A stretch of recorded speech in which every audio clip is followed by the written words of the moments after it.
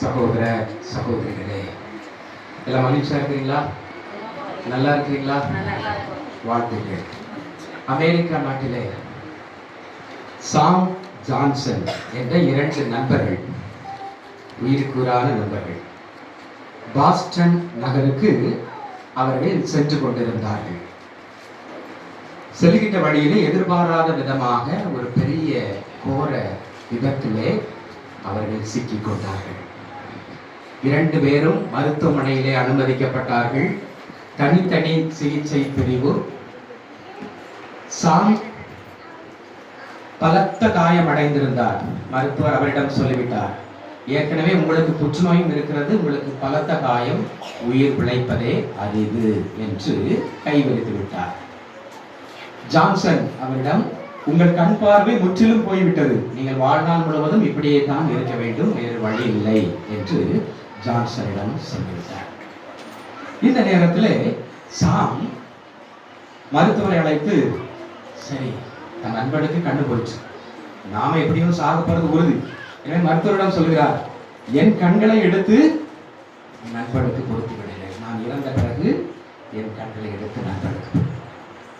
மருத்துவரும் சரி என்று ஒப்புக்கொண்டார். சிறிது நாள் கழித்து இந்த சாம் புற்றுநோய் மற்றும் ஏற்கனவே பலத்த காயத்தால் இறக்கிறார். அவருடைய நண்பர் ஜான்சனுக்கு கண் அறுவை, இவருடைய கண்ணானது எடுத்து ஜான்சனுக்கு பொருத்தப்படுகிறது. ஜான்சன் கண் பார்வை பெறுகிறார். முதலாக அவர் கேட்ட செய்தி, தன் நண்பன் இறந்து விட்டார். உடனே ஓடோடி செல்கிறார் அவருடைய வீட்டிற்கு. அடக்க சடங்கு நடந்து கொண்டிருக்கிறது. நடந்து கொண்டிருக்கும் பொழுது அங்கே அவரிடம் ஒருவர் வந்து ஒரு கடிதத்தை கொடுக்கிறார். அந்த கடிதத்திலே சாம் எழுதியிருந்த கடிதம். அதிலே இப்படி எழுதியிருந்தது, என் விழிகளை நான் இறப்பிற்கு பிறகு நான் உனக்கு தானமாக கொடுக்கிறேன். என் விழிகளை என் இறப்பிற்கு பிறகு உனக்கு தர உள்ளேன் என்று அவர் கையொப்பமிட்டு எழுதப்பட்டிருக்கிறார். கண்ணீர் மொழிக, இப்படிப்பட்ட ஒரு நண்பனை நான் இழந்து விட்டேனே என்று ஜான்சன் நினைத்துக் கொண்டாராம். அன்புக்குரியவர்களே, தன் நண்பர்களுக்காக உயிரை கொடுப்பதை விட மேலான அன்பு யாரிடமும் இல்லை. இந்த நற்செய்தியிலே ஆண்டவர் இயேசு அதைத்தான் சொல்கிறார். யோவான் நற்செய்தி 15ஆம் அதிகாரம் 13வது வசனத்திலே நாம் பார்க்கிறோம், தம் நண்பர்களுக்காக உயிரை கொடுப்பதை விட சிறந்த அன்பு யாரிடமும் இல்லை. நல்ல நண்பன் தன் நண்பர்களுக்காக உயிரை கொடுப்பான். நல்ல நண்பன் பிறருக்காக உயிரை கொடுப்பான். இந்த 2ஆம் வாசகத்திலே பாருங்கள், 1 யோவான் 4ஆம் அதிகாரம் 9வது வசனம், நாம் வாழ்வு பெறும் பொருட்டு கடவுள் தம் ஒரே மகனை உலகிற்கு அனுப்பினார். நாம் இதனால் கடவுள் நம் மீது வைத்துள்ள அன்பு எத்துணை என்பதை நாம் புரிந்து கொள்ளலாம். கடவுள் தன் ஒரே பேரான மகனை, நாம் அழிந்து போய்விடக் கூடாது, நாம் வாழ்வு பெற வேண்டும் என்பதற்காக தன் ஒரே பேரான மகனை அனுப்புகிறார் கடவுள். பாருங்கள், அப்போ இன்று பாஸ்கா காலத்தின் 6ஆம் ஞாயிறு வழிபாட்டிலே இருக்கிறோம். நல்ல நண்பன் என்பதை நாம் சிந்திக்க போகிறோம். நல்ல நண்பன் யார்? முதலிலே பிறருக்காக தன் உயிரை கொடுக்கக்கூடியவன், அடுத்தவருக்காக, முன்பின் தெரியாதவருக்காக தன் தலையை கொடுக்கக்கூடியவன் தான் உண்மையான நண்பன். நாம செய்ய முடியுமா? செய்ய. இதுதான் கிறிஸ்தவத்தினுடைய ஆணிவேர். கிறிஸ்தவன் கிறிஸ்தவனாக நான் இருக்க வேண்டும் என்றால் நாம் பிறருக்காக உன்னையே நீ அர்ப்பணிக்க வேண்டும், தியாகம் செய்ய வேண்டும். இயேசு கிறிஸ்து கடவுள் அதை செய்து காட்டியிருக்கிறார். யோவான் 3ஆம் அதிகாரம் 16வது வசனம், யோவான் 3ஆம் அதிகாரம் 16, கிறிஸ்து நமக்காக தன் உயிரை கொடுத்தார். இதனால் அன்பு இன்னதென்று நாம் அறிந்து கொண்டோம். ஆகவே நாமும் நம் சகோதர சகோதரிகளுக்காக உயிரை கொடுக்க கடமைப்பட்டிருக்கிறோம். இதை விட வேற என்ன வேணும்? அப்ப நாம கிறிஸ்தவங்க அப்படின்னா நாமும் பிறருக்காக உயிரை கொடுக்க வேண்டும், முன் வர வேண்டும். ஏனெனில் இயேசு அதை செய்திருக்கிறார். நம் பாவங்களுக்காக அவர் உயிரை கொடுத்தார். ரோமையர் 5ஆம் அதிகாரம் 7, 8. ரோமையர் 5ஆம் அதிகாரம் 7, 8. நேர்மையாளருக்காக ஒருவர் தம் உயிரை கொடுத்தாலே அரிது. ஒருவேளை நேர்மையாளருக்காக ஒருவர் உயிரை கொடுத்தாலே அரிது. ஒருவேளை நல்லவர் ஒருவருக்காக யாரேனும் தம் உயிரை கொடுக்க துணியலாம். சரி, ஒருவேளை நல்லவர் ஒருவருக்காக யாராவது உயிரை கொடுக்க துணியலாம். ஆனால் நாம் பாவிகளாய் இருந்த போதே நாம தப்பு செஞ்சவங்க, நாம ஒன்றுக்கு உதவாதவர்களாக இருக்கும் போதே கிறிஸ்து நமக்காக நல்ல நண்பன், தன் பிறருக்காக உயிரையே கொடுக்கக்கூடியவன். இரண்டாவது பண்பு, நல்ல நண்பன் அடுத்தவரை பிறரை மேன்மைப்படுத்தக்கூடியவன், உயர்த்தக்கூடியவன், மதிப்பு கொடுக்கக்கூடியவன். இந்த நற்செய்தியிலே நாம் வாசித்தோம். யோவான் நற்செய்தி 15ஆம் அதிகாரம் 15வது வசனம். இனி நான் உங்களை பணியாளர் என்று சொல்ல மாட்டேன், ஏனெனில் தாம் தலைவர் செய்வது இன்னது என்று பணியாளருக்கு தெரியாது. ஏனெனில் தலைவர் செய்யறது என்னன்னு பணியாளருக்கு தெரியாது. பாஸ், தலைவர்கள் அவங்கெல்லாம் இருப்பாங்க, அவங்க ஏழைகள், வேலைக்காரங்க இருப்பாங்க, பணியாளர்கள் இருப்பாங்க, அடிமைகளாக கருதப்படாம இருப்பாங்க. அப்ப தலைவருடைய என்ன அவங்களாம் தெரியாது. பணியாளர் வேலைக்காரன் ஒரு இடத்துல இருக்கணும், தலைவர் அவர் இருக்கிற இடத்துல தான் அவர் இருப்பார், அப்படிதானே? ஆனா இயேசு என்ன சொல்றாரு பாருங்க, உங்களை நான் அப்படி வேலைக்காரன், அடிமை, பணியாளர் அப்படின்னு நான் அழைக்கல, நண்பர் என்று நான் உங்களை அழைத்தேன். சமமாக நீ நான் ஒண்ணுதாண்டா அப்படிங்கிற மாதிரி ஆண்டவர் கொண்டு வருகிறார். சகாப்தத்தை உடைத்தெறிகிறார். யூத சமூகத்தில் உள்ள சகாப்தத்தை உடைத்தெறிகிறார். யூத சமூகத்திலே பரிசேயர்களுக்கு சீடர்கள் இருந்தார்கள். அவர்கள் வேலைக்காரர்களாக, பணியாளர்களாக கருதப்பட்டார்கள். அவர்கள் இருக்கின்ற இடத்தில் தான் இருக்க வேண்டும், அவர்கள் கீழே தான் இருக்கணும்.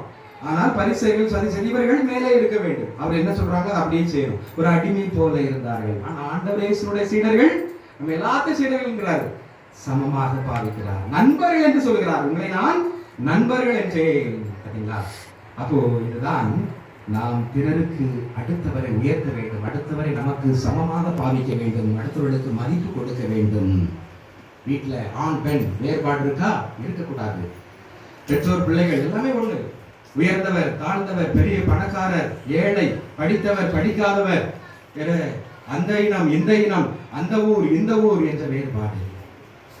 எனவே நான் கிறிஸ்தவர்களாக இருக்க வேண்டும் என்றால் எல்லோருமே நமக்கு நண்பர்கள், எல்லோருமே நமக்கு நண்பர்களாக தான் ஆண்டவர் இயேசு நமக்கு தெரியப்படுத்துகிறார். அப்ப பிறரை மேன்மைப்படுத்து, பிறரை உயர்த்து என்று அவர் அழைக்கிறார். பழைய பாட்டிலே கூட கடவுள் கூட யாவை இறைவன் கூட நண்பராகத்தான் பாவித்திருக்கிறார். தனது பணியாளர்களை, தனது ஊழியக்காரர்களை அவர் நண்பராக பாவித்த, அடிமை போல நடத்தவில்லை, வேலைக்காரர் போல நடத்தவில்லை. ஆபிரகாம் 2 குறிப்பேடு 20ஆம் அதிகாரம் 7வது வசனம்.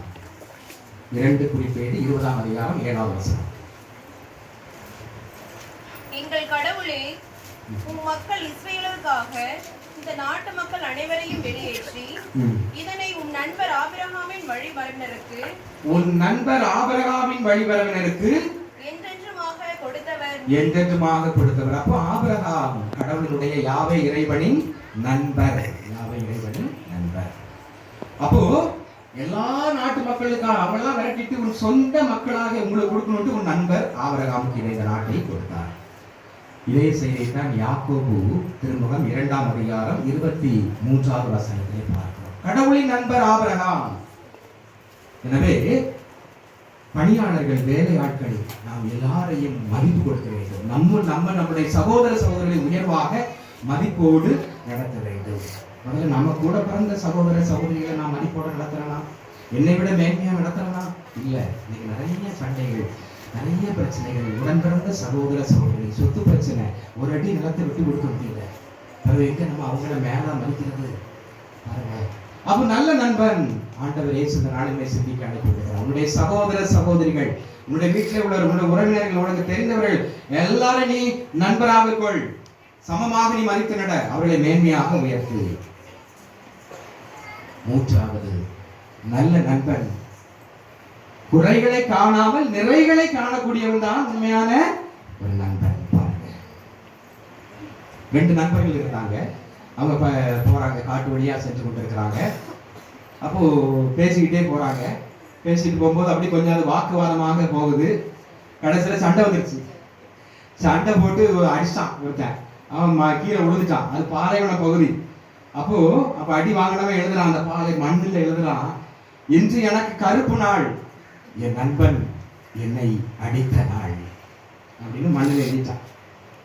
சண்டை போட்டு பிரிச்சு போயிட்டாங்க. அவன் ஒரு வழியா போறான், இவன் ஒரு வழியா போயிட்டு இருக்கான். போயிட்டு இருக்கும்போது திரும்ப இந்த அடிப்பட்டவன் கொஞ்ச நேரம் கழிச்சு அந்த ஒரு நீரூற்று தண்ணி இருக்கிறது, ஒரு சின்ன ஆறு குளம் மாதிரி ஓடும் மலை இடங்கள்ல காடுகள்ல. அப்ப அதுல தெரியாம விழுந்துட்டான். விழுந்த உடனே ஐயா ஐயான்ட்டு அலறான். கடைசியில் இவனுடைய நண்பன் இவனை அடிச்சவன் ஓடி வர்றான், வந்து கை பிடித்து அவனை காப்பாற்றுகிறான். அது பிறகு அவன் அங்க உள்ள கல்லுல அந்த பாறையில இவ்வாறு எழுதுகிறான், இன்று எனக்கு மகிழ்ச்சி நாள், இன்று எனக்கு வெள்ளை நாள், என் நண்பன் என்னை காப்பாற்றினான், என் நண்பன் என்னை காப்பாற்றினான். அப்போ அந்த நண்பன் கேட்டான், என்னடா நான் உன்னை அடிச்சு காயப்படுத்தினேன், சண்டை போட்டேன், அதை நீ மண்ணுல எழுதி இருக்கிற, இப்ப நான் திரும்பி போய் பார்த்தா அதை அழிஞ்சிச்சு, அடுத்த நிமிஷம் அது போயிடுச்சு.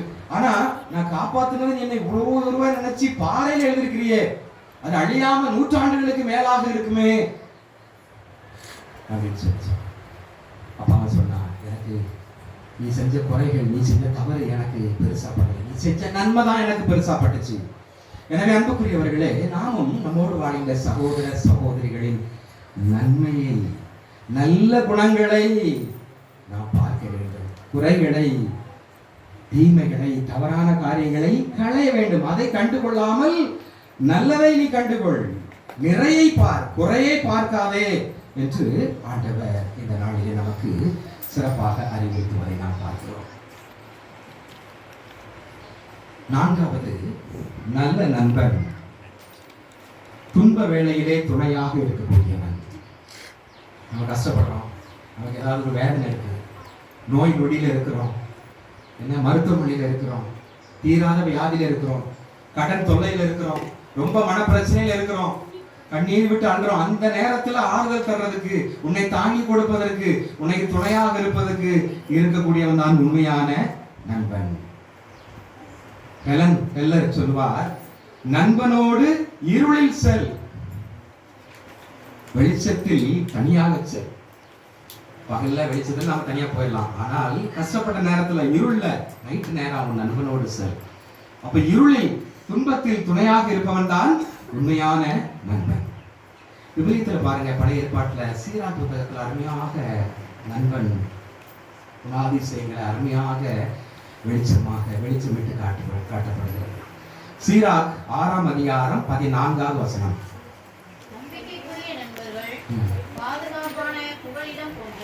நம்பிக்கைக்குரிய நண்பர்கள் பாதுகாப்பான புகலிடம் போன்றவர்கள். இப்ப நாடுகளுக்குள்ள சண்டை வருது, இலங்கையில மற்ற நாடுகள்ல. அப்ப அவங்க பாதுகாப்பு தேடி எங்க போவாங்க? அண்டை நாடுகளிலே தஞ்சம் போவாங்க. அப்ப அவங்களுக்கு எவ்வளவு சந்தோஷமாக இருக்கும். நம்ம இலங்கையில பல ஆண்டுகளாக சண்டை நடந்து கொண்டிருக்கிறது. அப்போ நமக்கு அவங்க நாம தஞ்சம் கொடுக்கிறோம், அடைக்கலம் புகுந்து வர்றாங்க. அப்ப அவங்க நம்மள எப்படி நினைப்பாங்க? நாங்க ஆபத்து நேரத்துல எங்களுக்கு பாதுகாப்பு கொடுத்ததே இந்த நாடுதான் அப்படின்னு சொல்லி வாழ்நாள் ஃபுல்லா நம்ம மறக்காம இருக்காங்க. அதே போல உங்களுடைய நண்பர்களாக இருந்தாலும் சரி, வேற யாராக இருந்தாலும் சரி, வீடு இல்லாம சண்டை இழந்து உங்க வீட்டுல வந்து நிக்கிறாங்க, நீங்க அடைக்கலம் கொடுப்பீங்களா? அதுதான் உண்மையான ஒரு நண்பன். அதே போல நாம கஷ்டத்துல இருக்கும் பொழுது, உங்களை தேடி வரும் பொழுது அவங்களுக்கு அவங்க குறையை நீங்க தீர்த்து வைப்பீங்களா? அதுதான். அப்போ நல்ல நண்பன் துன்ப நேரத்துல, கஷ்ட நேரத்துல பாதுகாப்புக்காக அடைக்கலம் கொடுக்கக்கூடியவன். அடுத்து, இத்தகைய நண்பர்களை கண்டவர்கள் புதையலை கண்டவர்கள். புதையல் பணம், நகை. அந்த காலத்துல புதையல் இருக்குது. புதையல் கடை வச்சு அவன் பெரிய பணக்காரன். புதையலை தூக்கிட்டு ஓடி போயிடுவான், மத்தவங்க இடையில பறிச்சிடக்கூடாதுல்ல, ஓடி போய் வச்சு நல்லா எல்லாம் வாங்கி வீடை கட்டி பெருசாக்குறாங்க. அப்போ நல்ல நண்பர்கள் என்பது அந்த புதையலுக்கு சமம். அப்படின்னா நல்ல நண்பர் இருந்தால் உனக்கு பணம் தேவையில்லை, பதவி தேவையில்லை, பட்டம் தேவையில்லை, சொத்து தேவையில்லை. நல்ல நண்பன் இருந்தாலே போதும். அவன் தான் உனக்கு சொத்து, அவன் தான் உனக்கு புதையல் போல.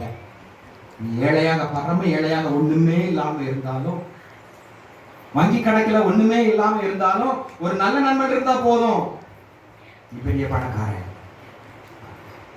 அருமையாக ஆண்டவர் விடயத்திலே பாடங்களை கற்றுக்கொள்வார். நல்ல நண்பர்கள் இதை போன்றவர்கள். அடுத்து அதே சீராக் ஞானம் 6ஆம் அதிகாரம் 16வது வசனம் 16. நலமளிக்கும் மருந்து போன்றவர்கள். நம்பிக்கைக்குரிய நல்ல நண்பர்கள் நலமளிக்கும் மருந்து போன்றவர்கள். மருத்துவமனை தேவையில்லை, மருத்துவர்கள் தேவையில்லை, மருந்து தேவையில்லை. யார் இருந்தா? நல்ல நண்பர்கள் இருந்தா. உண்மைதானா? உண்மைதான். நல்ல நண்பர்கள் இருந்தா நமக்கு வியாதி வராத. அவரே பார்த்துக்கிடுவாங்க. மனசு விட்டு பேசினாலே வியாதி போயிருமே. பாதி வியாதி என்ன, நம்ம மனசுல உள்ளதை வெளியே சொல்லாம இறுக்கமாக அப்படி வச்சுக்கிட்டு இருக்கிறதான் வியாதி வருது. ஆனா நல்ல நண்பர்கள் வேணும். நம்ம மனசுல விட்டதை காயத்தை நம்ம சொல்லும் பொழுது நம்ம ஷேர் பண்றோம் நம்ம கஷ்டத்தை. அடுத்த நிமிஷமே அங்க ஷேரிங் அப்படி போய் அங்கங்க பகிர்ந்து கொண்டு ஊரெல்லாம் போயிடும். அது கிடையாது. அது கூட வச்சோம். அது 2 டாக்டர் தேவை, 2 மருத்துவமனை தேவை. அப்படி ஆகிடும். அப்போ நல்ல நண்பர்கள், பெஸ்ட் ஃப்ரெண்ட் வாழ்க்கையில் இருந்தா எந்த நோய் வராது. மருத்துவர் தேவையில்லை, மருத்துவமனையும் தேவையில்லை. இயேசுக்கு கூட நண்பர்கள் இருந்திருக்கிறார்கள். இயேசுக்கு கூட நண்பர் இருந்திருக்காங்க. இயேசு கூட கஷ்டம் வந்திருக்கு, அவருக்கு நோய் வந்திருக்கு, அவருக்கு மன பிரச்சனைகள்லாம் இருந்திருக்கு. பாருங்க, யார் இயேசுடைய நெருங்கிய நண்பர்? லாசர். Very good. யோவான் நற்செய்தி 11ஆம் அதிகாரம் 3வது வசனத்திலும் 11வது வசனத்திலும் நாம் பார்க்கிறோம் லாசர் இயேசுடைய உண்மையான நண்பர். அதே போல வேற யாரு? மார்த்தா, மரியாள் இயேசுடைய நெருங்கிய நண்பர்கள். யோவான் நற்செய்தி 11ஆம் அதிகாரம் 5வது வசனத்தை நாம் பார்க்கிறோம். அதே போல லூக்கா நற்செய்தி 10ஆம் அதிகாரம் 38 இருந்து 42 வரை உள்ள பகுதிகளிலே பார்க்கிறோம். இயேசு அவர் கஷ்டப்படும் பொழுது, துன்பத்தில் இருக்கும் பொழுது எங்க போறாரு? மார்த்தா மரியாளுடைய வீட்டுக்கு போறாரு. எதுக்கு? துன்பத்தை தணிக்க. அந்த காலத்துல மருத்துவமனை இல்லை பாத்தீங்களா? மருத்துவருமே கிடையாது. எங்க போறாரு? நண்பர்கள் வீட்டுக்கு போறாரு. அவர் கஷ்டம் நீங்கி அடுத்து எருசலேமிலே பாடுபட வேண்டும். அப்ப அந்த சஞ்சலத்தை நீக்குவதற்காக அவர் ஒரு ரெஃப்ரெஷ் ஆகிறார். நண்பர் வீட்டுக்கு போகும் பொழுது ரொம்ப மகிழ்ச்சி. நாமளும் ஏதாவது கஷ்டத்தில் இருக்கும்போது நண்பர் வீட்டுக்கு போயிடணும். போய் நம்ம கஷ்டத்தெல்லாம் சொல்லும் பொழுது அவ்வளவுதான், திரும்பி வரும் பொழுது நல்லா இருக்கும். இந்த மே மாசம் விடுமுறை ஆரம்பிச்சுட்டு எல்லாம் நல்லா சொந்தங்கள் பந்தங்கள்லாம் போய் பாருங்க. அடுத்து நிறைய விசேஷங்கள் தான் இந்த மே மாசம் தான் வைக்கிறாங்க. அப்போ உறவுகளை நீங்க நல்லா புதுப்பிச்சு கொள்ளலாம். அப்போ உறவினர்கள் வீட்டுக்கு செல்வது, நண்பர்களை சென்று சந்திப்பது எதற்கு? உன்னுடைய மனபாரத்தை இறக்கி வைப்பது. அங்க விருந்தாளிகள் என்ன செய்ய வேண்டும்? நண்பர்கள், உன்னுடைய உறவினர்கள் உன்னை தேடி வரும் பொழுது நீ அவங்க கூட இருக்க வேண்டும். உடனிருப்பு அதான் முக்கியம். நானே இருக்கிறவராக இருக்கிறவர். யோசுவா 1ஆம் அதிகாரம் 5வது வசனம், நான் உன்னை கை நிகழ்வதும் இல்லை, உன்னை விட்டு விலகுவதும் இல்லை, நான் உன்னோடு கூட இருப்பேன். யோசுவா 1:8-9, நீ செல்லுமிடமெல்லாம் நலம் பெறுவாய், வெற்றி காண்பாய், நான் என்று உன்னோடு இருப்பேன். எபிரேயர் 13:5வது வசனம், நான் உன்னை விட்டு விலகுவதும் இல்லை, உன்னை கைவிடுவதும் இல்லை. அப்போ உடனிருப்பு, நான் உனக்கு இருக்கிறேன், அது போதும். நான் இருக்கிறேன்.